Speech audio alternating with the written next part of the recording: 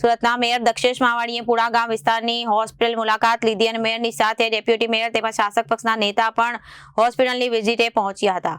તે દ્વારા અલગ અલગ ઝોનમાં 50 બેડની હોસ્પિટલ તૈયાર કરવામાં આવી હતી. મેયરની સાથે ડેપ્યુટી મેયર તેમજ શાસક પક્ષના નેતા પણ હોસ્પિટલની વિઝિટે પહોંચ્યા અને પાલિકા દ્વારા અલગ અલગ ઝોનમાં 50 બેડની હોસ્પિટલ તૈયાર કરવામાં આવી.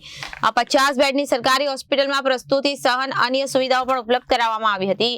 સામાન્ય રીતે લોકોને જે ફિઝિયોથેરાપી બહાર 200 થી 300 રૂપિયા કરાવવામાં આવે છે તે ફિઝિયોથેરાપી હોસ્પિટલમાં 15 રૂપિયામાં થાય છે અને મેયર દ્વારા હોસ્પિટલમાં આવતા દર્દીઓ સાથે પણ હોસ્પિટલની સુવિધા બાબતે વાતચીત કરી જણાવ્યું હતું કે 50 બેડની હોસ્પિટલના કારણે શહેરની જનતાને 80 થી 90 કરોડ રૂપિયા હોસ્પિટલમાં જતા બચ્યા અને સુરતમાં 50 બેડની હોસ્પિટલ શરૂ થતા બાદ 10 લાખ લોકોએ ઓપીડી અને 75,000 લોકોએ ઇન્ડોર સારવાર લીધી હતી. ત્યારે ભારત વર્ષમાં સુરત મહાનગરપાલિકા દેશમાં આઇડોલ બનવા જઈ રહી છે. છેલ્લા 1.5 વર્ષની અંદર વાત કરીએ તો નેશનલ અને રાજ્ય સરકારના લગભગ 14 જેટલા એવોર્ડ સુરત મહાનગરપાલિકા લીધા છે. એ કદાચ આઝાદી પછી આ પહેલી એવી ગૌરવમય ક્ષણ સુરત મહાનગરપાલિકાને આવી છે જેમાં આટલા એવોર્ડ લીધા છે. 28 સ્ટેટના લોકો રહે છે એટલે મિની ભારત છે. 33 ડિસ્ટ્રિક્ટના લોકો રહે છે એટલે મિની ગુજરાત છે. એટલે મિની ભારત અને મિની ગુજરાતમાં આરોગ્યની સેવા પણ કદાચ દેશમાં અમે આઇડોલ થવા જઈ રહ્યા છીએ, પ્રસ્થાપિત થવા રહ્યા છીએ. અમારી સ્મીમેર હોસ્પિટલનું ભારણ ઘટાડવા અમારા કાર્યક્રમમાં 2021માં 50 બેડની હોસ્પિટલનો એક કોન્સેપ્ટ લાવ્યા છે.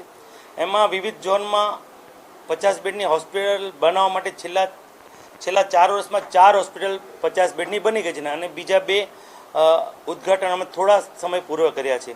પણ જે 3 વર્ષમાં જે 4 બેડની હોસ્પિટલનું અમે રિવ્યૂ કરીએ તો 10 લાખ લોકોએ ઓપીડીની વિઝિટ કરી છે.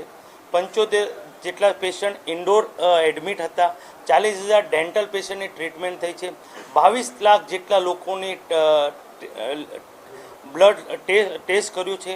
એટલે આ કોન્સેપ્ટ એક રીતે શહેરીજનો માટે જે ડિલિવરીની વાત કરું તો 30-40,000 એક ડિલિવરીનો ખર્ચો થતો હોય છે, જે અહીંયા એક પણ વિના મૂલ્યે ડિલિવરી થઈ જાય છે. એટલે શહેરીજનોના અમે છેલ્લા 3 વર્ષની વાત કરીએ તો 80 થી 90 કરોડ રૂપિયા શહેરીજનોના આરોગ્ય ક્ષેત્રે અમે બચાવ્યા છે.